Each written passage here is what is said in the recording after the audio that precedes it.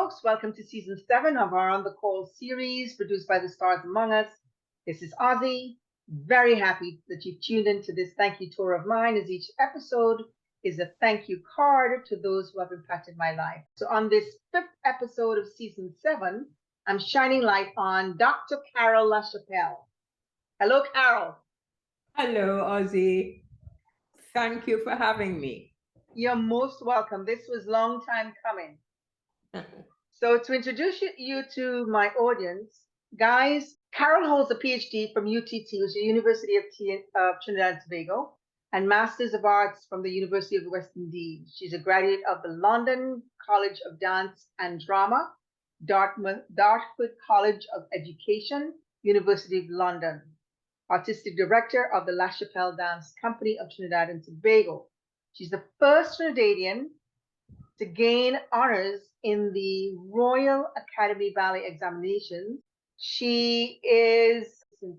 Croix, St. Joseph, St. Lucia, Amsterdam, O Babylon in Jamaica, the Odyssey premiere at Arena Stage in Washington, Tijan and his brothers, St. Lucia and Trinidad, under Nobel Laureate Derek Walcott. Boy, I miss him. She has collaborated with artists like Walcott, composer of Hair, Roscoe Lee Brown, U.S., Andre Tanker, Leroy Clark, Greg Doran of the Royal Shakespeare Company, Elizabeth Bergman, dance director at Harvard University, and top local artists Shu Kong, Spencer, Man Warren, Marshall, as everybody knows, Marshall Montano, and Noble Douglas. She's also done a lot of work, choreography, in the UK, and has also worked or presented seasons of dance for stage television with dancers like Natalie Rogers from the US, Angela Angène, and Mary Barnett from Alvin Ailey's, Nina DeShane Gill from the Grand Ballet in Canada, Bob Marley, Karen Kane, Melba Moore, and Jose Feliciano. This woman has been all over. She's also performed with the Derek Walker Theater at Florida International and taught at Harvard as artist in residence. The company has taught to Cayenne, or is that pronounced Cayenne? Cayenne, St. Lucia, and MIT Festival in Amsterdam.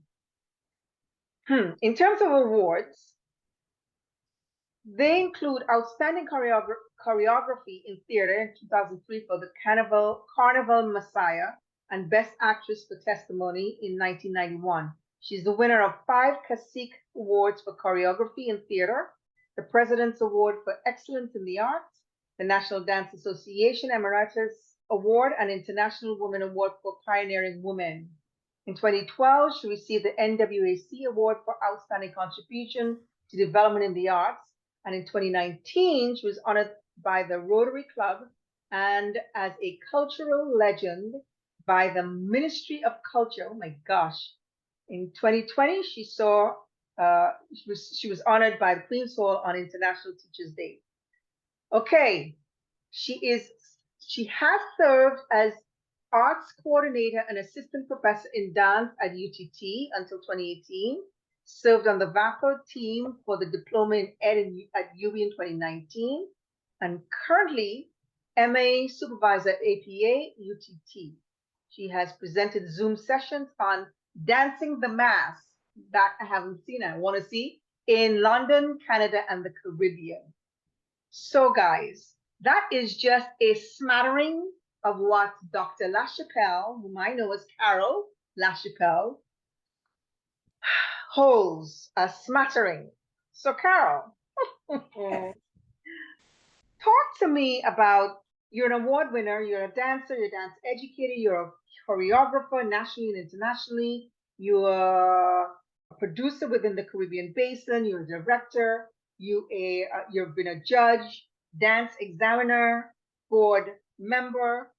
Of all of these things, where does your heart really sit? With the arts, I suppose, is the easy answer. Yes. I think I'm just really lucky to have lived a life I wanted to live.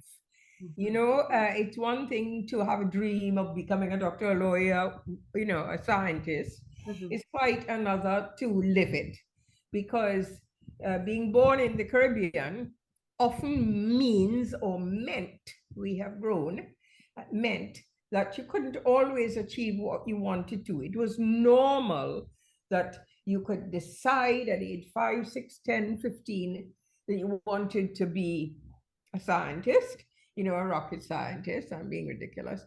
But you, in order to achieve that, you knew, and we in the Caribbean know, that you have to plan to go abroad.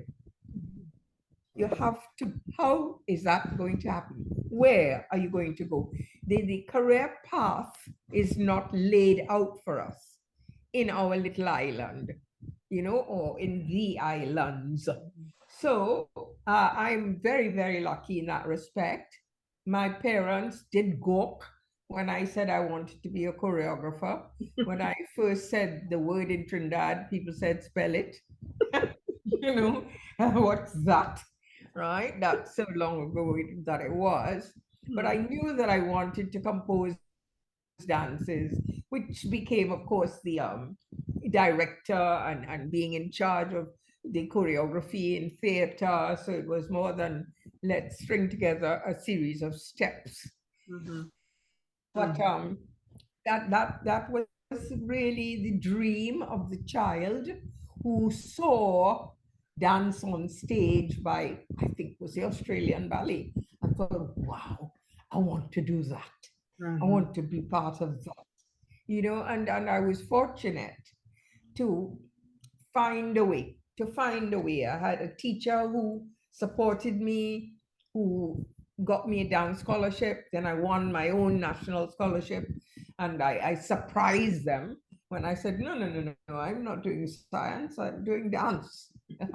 You know, that's such a shock for everybody, including parents, as I said, darling, are you sure? Are you sure you want to dance? Are you Right. sure you don't want to be a teacher? How about be a teacher? You know? Yeah. But never have I regretted my choice. I'm very fortunate. Can I tell you something? You're the first person I've heard speak of choreography with the name composer. And it all comes together when you put it in that under that one name. Mm. Yes, in terms of being part of a wider, larger scheme of things, the dance is not singular. I like and have enjoyed working, for example, outside of dance company, the dance company, my dance company, other dance companies.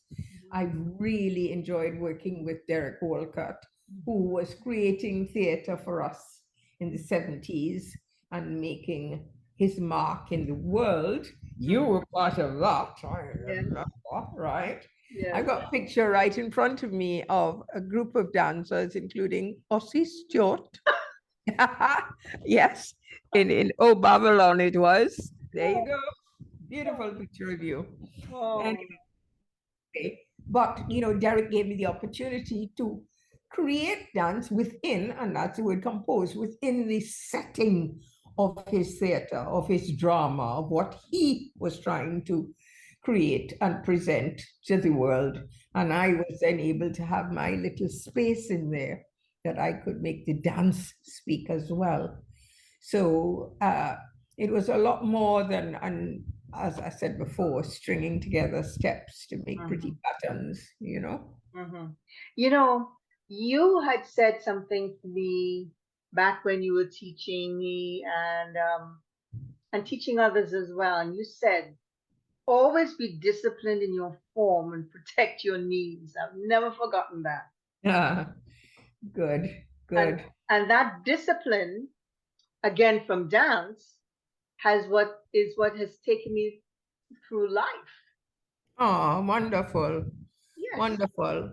And Yes. you were such an example to me because you had the best extensions and pointed feet, which were like to me just quite foreign because as Black people, we don't see a lot of that. from the leg straight through to the toe. Absolutely. But again, I was fortunate in that I knew I wanted to dance. I was lucky enough that my parents let me have ballet lessons as a child. But I've always remembered thinking, but I need my feet to stretch more, to point more, to look, to have that wonderful arch that ballerinas have. And so I worked at it.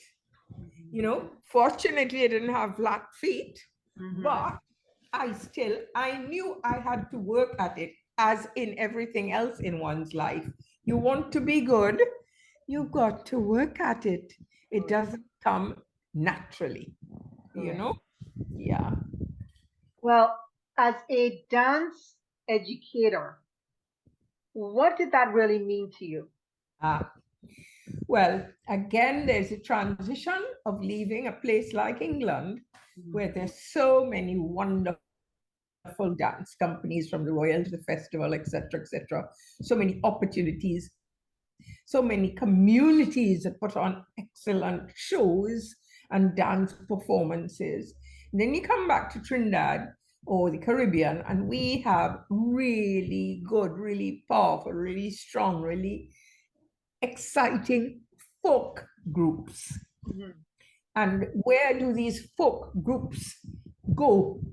They tend to get stuck. I say stuck. They might be happy doing it, but dancing for tourists. And I thought, that's not what I want to do. That's definitely not what I want to do.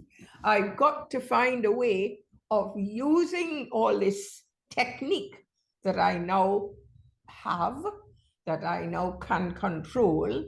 And I've got to train dancers who will be prepared to improve, to work to improve their technique in modern, etc., so that when we perform, the dance is already also outstanding. Okay, the dance has got to be outstanding. But I knew that our dance would not be the same kind of dance that one would see in England or in ballet companies. And I was fine with that. But if we call it modern, which of course it is, but let's call the form modern. If you call it modern, still it's got to be the best modern we can do in the Caribbean, the best we can do. So that was my aim, and I think it worked, you know, from working in the theater to performing dance concerts, you know, on Queen's Hall, on the bigger concert stages. The dancers that I worked with, the company that I formed, we excelled to an extent. We certainly were the best around at the time, and we motivated others, I think, to want to be good. You mentioned that I had the extension. Yes, you know, we were not used to seeing high legs, as we call it down here, high legs, legs above 90 degrees. But again, I had been ballet trained. I had done advanced ballet exams in England.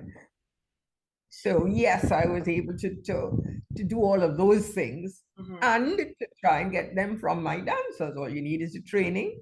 We have long learned that we're capable of everything.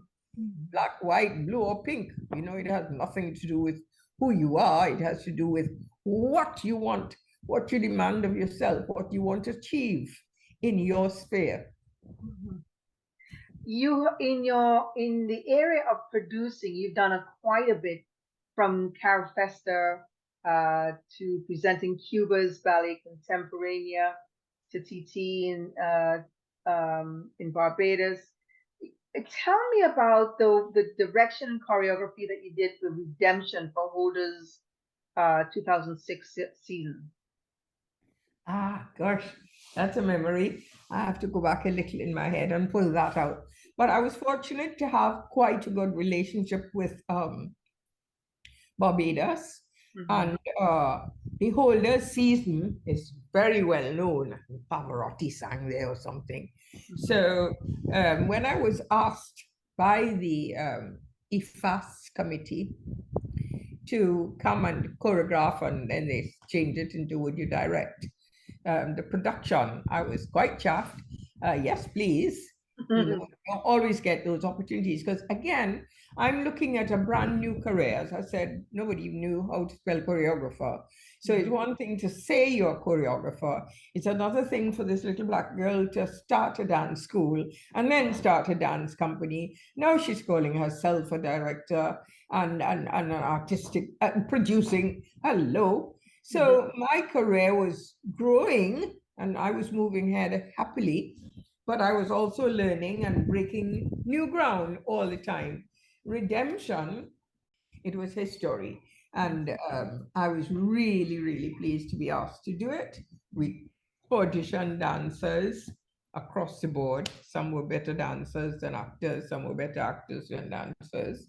And we, to produce the show, as I said, it was quite a privilege. It is always a privilege, I shouldn't say quite.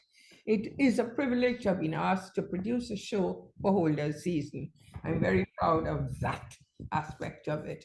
Know that Derek Walcott broke ground in terms of creating musicals from Joker to Babylon, you know, he broke ground. So the same thing was happening up the Caribbean, while Barbados wanted to grow at that time, we're talking about late 70s, in that direction. The actors and dancers were not necessarily of the caliber, and one didn't have the time. If you're hired to do something, you have to use the people in front of you, you know. So sometimes I felt a little compromised, but again, fabulous opportunity. We had a wonderful time in terms of doing our best, and yeah, I got quite a nice credit there. That and Holders Season, yeah. And the next projects that you were involved with included Carnival presentations. And the one you've done a lot across the board in terms of Carnival. But I'm pulling out your work with Peter Minshall and his Paradise Lost River and the Atlanta Olympics. What was it like, first of all, to work with Peter? Well, Peter, my dissertation, my PhD dissertation, is based largely on Peter Minshall and his work. That's to tell you how much I credit that man as having contributed to the development of Carnival, the development of design in particular in our part of the world, which of course is spread everywhere in the world. Because when there is a Caribbean Carnival anywhere, it is part of ours, in that there's bound to be a Trinidad or two involved. Well, let me tell you something. That's I have a friend, he's Jewish. And for the last, I'd say 15 years, every year he's in Trinidad. Might be more, 20 years, every year. And he pops into Trinidad, Barbados, all of them. But he lives here in the US. But anyway, go ahead. Yes, it's absolutely addictive. I understand that well. I knew Peter Minshall when he was doing mass in London. And when I was back in Trinidad, and a friend of mine who worked with Stephen Leung said, Carl, you know Peter Minshall. How about you ask him to come to Trinidad to design a band? No problem. I will ask. You know, it's not for me, easy, but that is kind of a little feather, personal feather, right? In my cap, personal, very personal, because it doesn't gain you anything. It's just, hello. But who knew? That's wonderful. Who knew? Exactly. Look at how things, you know, we cross each other in our lives. Peter had been asked by his mother to come back to Trinidad and design Hummingbird for his sister, Sherry Ann. And that happened. But he hadn't planned to go into designing mass bands.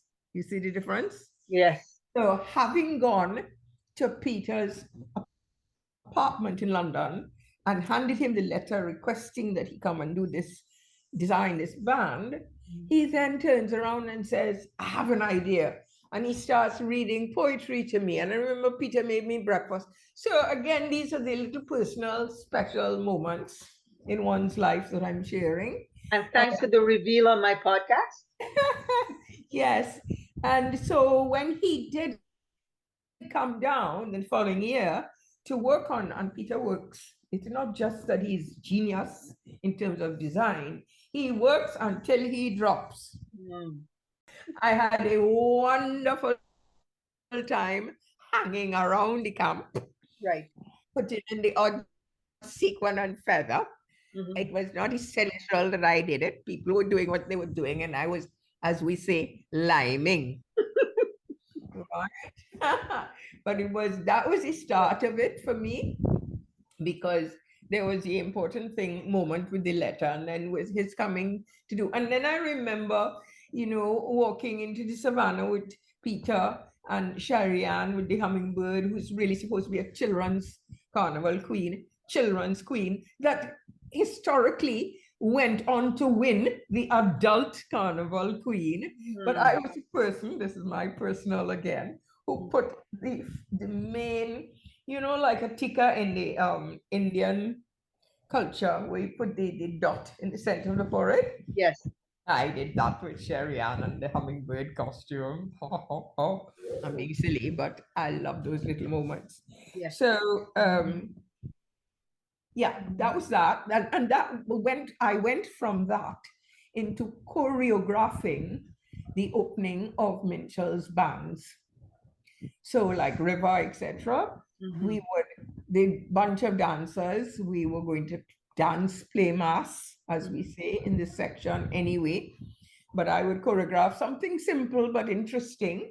TTT, Trinidad and Tobago Television, came to my house to interview me. They said, what is with the choreographing of the mass section? And I said, excuse me, do you know how much mass relies on dance? What is the problem with it? All of the sailor bands in our lifetime have experienced some level of choreography. Correct. You see? So just being aware, it was wonderful, because this is new stuff that Minshall is coming up with. And therefore we're coming up with new creations too, in terms of the sequencing. And that became, this is norm now. This is a norm. No band goes on stage without some level of choreography in terms of shaping of the band or shaping of the sections. The Atlanta Olympics is another.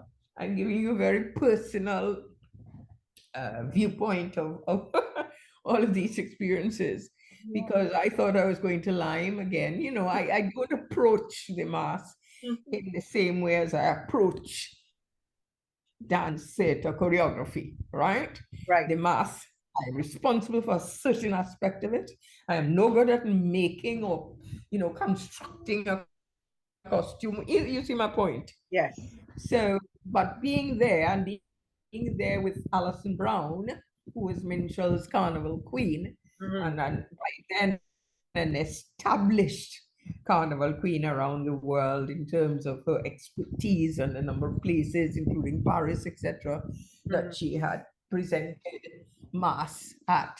And her own words, thank God I had that opportunity to interview Alison many years later, where she could explain to me things of like walking down New York in those huge costumes. She said, Carol, the heat and the weight. And she said, but the people were so welcoming.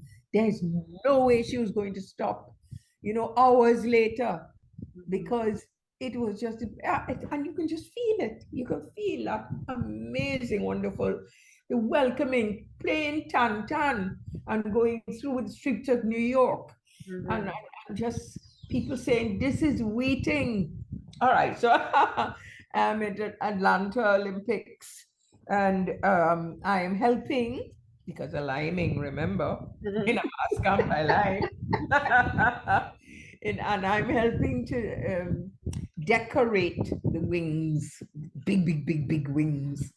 So, and I'm the speediest decorator, and I'm having fun. And then the Atlanta Olympics is about to start. And over the loudspeaker, will Carol Chapelle go to room? So, oh dear, what have I done? They're going to lock me up. What did I do wrong? Amazing. And I got myself quickly to the room. Yes, I'm Carol Chapelle.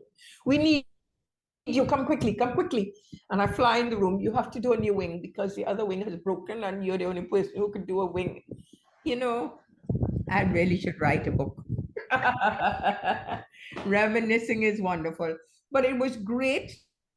And that's a great name for the book. Reminiscing is wonderful. It was a wonderful moment again. And as I said, I give you the personal moments, but Yes. to be on that field with somebody like Alison Brown and Minshall's, what do you call it? Hallelujah Angel. The costume, the name of the costume. Huge, white, fantastic costume. That Clarice Landi in London, I use the word repeated because she called it the Dove of Peace, but it was a similar costume. You see my point? Yes. But the Dove of Peace, but it was significant and special to me because Alison Brown again played that part in Carnival Messiah, this huge production in Geraldine Conner produced in England that had 5 revivals. And Geraldine always wanted me to perform it. You have Alison Brown. Why do you want me to perform it? And I'm thinking, I must not tell anybody. There is no way I'm put. You know, people grow up wanting to play Queen. Right. Not me. Nuh-uh. I look at this costume and I said, that's going to break my back. You know, actually not at all. Right. Because when Geraldine finally convinced me to put on that big costume, queen size costume, I was awed at how expertly it had to have been constructed so that one could move as freely, as weightlessly it felt. I mean, you have to be very aware of your height and your size, and we talk about 25 feet with you know, I'm so happy that for once in my life, I'd actually had that experience. Right. You know, it was in a theater, not on the street, of playing Queen, but in the theater, putting on that Queen costume and dancing in it. I say dancing because it's more than, you know, chipping across a stage. You have to move it, and you have to. Yeah, and I was a choreographer, so that was my job to see. And that is partly what my thesis, my dissertation is about. You know, that this was breaking new ground in my life, breaking new ground, putting on a costume that size and creating a dance piece. It was a dance piece with Alison firstly, and then myself performing on the stage in a costume of that size. That must have been a wonderful experience. Wonderful. Once in a lifetime. Yeah. I just want to say at this point, people, this episode is brought to you, sponsored by the Emancipation Support Committee that acts as an umbrella to advance the interests of Africans nationally and internationally. And in keeping with the contemporary vision of emancipation, it's committed to engagement at many levels in the process of transformation of Caribbean society to meet the cultural, social, economic, and political challenges of globalization. Thank you, Emancipation Support Committee. Now, Carol, what would you like to hear that people have said about you in the end? Have said about me. You know, although I have taught, I think, thousands of dance students, both in the dance studio and at the university level, because teaching at university level is a whole different ball game. It's not learning to point your toes so much as learning to be creative and learning to move the body so that there is a birth and a development of creativity and movement. You know, qualities, etc., are more important than the style or the, you know, the particular form. Because it's called modern educational dance at university level. What I have enjoyed, I must say, is that I get constantly stopped by people of, could be any age, sometimes when adults, and I mean adults, Auntie Carol, and there's this big woman or man looking at me, and I'm thinking, yes, you know, you used to teach me. I get it all the time, and Wow. it's absolute blessing. Because you know they're saying thanks. If you didn't like your teacher, you would hardly Right. stop them, right? You're Right. not going to stop them. So you see, I have all the awards. I have the life that I wanted to live, that I was privy to. I didn't make millions of dollars, but I managed wonderfully. Can't complain. I'm just saying, you know, because I had to build my career in this part of the world. But I think that is, it's like anybody creating something. It's like a scientist, you know, that you create something that is useful or worthwhile. And I feel really good about that. So what people have said has been recorded in terms of the awards at so many different levels. You have the list, whether it is NJAC, whether it is a Carnival award, whether it's the Ministry of Culture. You know, that already, I get the accolades there, which is lovely. But it's a simple thank you that I get, as I say, regularly. I would have thought that by now I would be unrecognizable. You know, I'm no longer walking around with my back dead straight, looking like I'm about to go on stage. I must have looked like that when I was younger, you know, looking like the ballerina. And I'm assuming, although people say I'm easily recognizable, but that's just me being a little vain. One is getting older, so it's nice that you're still absolutely easily recognized and that people want to say thank you. Does that make sense? Yes, it does. And in that vein, that's one of the reasons I wanted to have you on my podcast, to say thank you to you, because you have stayed in my life, in my mind, in my being. And it's been many, many years since we've even spoken. The last time we were together was in New York, and we had a great fun time. Yes. But never to be forgotten. Never. Never. And yet, the things that you said and taught and the way that you were has stayed with me throughout my years. That's many years, Carol. Many Yes. years. And to see what you've done with your life since, I mean, I left in 76. I left Trinidad. And to see what you've done with your life is just, I mean, I can't even read all of it, you know, as an intro. There's so much. But I am so proud of you, and I'm so thankful to you. And even when I'm going to the gym, I always remember form. Just in the gym, I remember the word form. And that's you. That's nice. Thank you. And so with that, I really thank you for being here. And my audience, thank you for spending your valuable time with us today. Please care to share. And remember, when you're on your beat, stay on the sunny side of the street safely. Be health conscious and kind to one another. And don't forget to give thanks for the little and big gifts. Here's to Dr. Carol LaChapelle, if you please. Carol, thank you very, very much for this time. I really appreciate it. Wonderful. Very, very nice to have this moment with you. Lovely.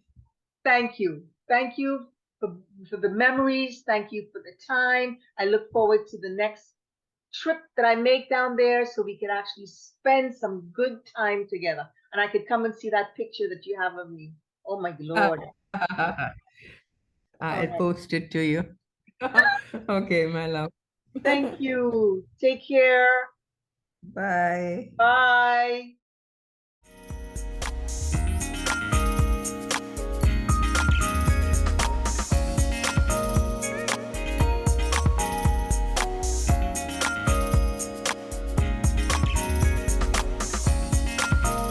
Hey there, supporting us at anchor.fm/Aussie Store. That's ANCHOR.FM/Aussie Store. And don't forget to subscribe on our YouTube channel at Aussie Store. Yep, leave a comment.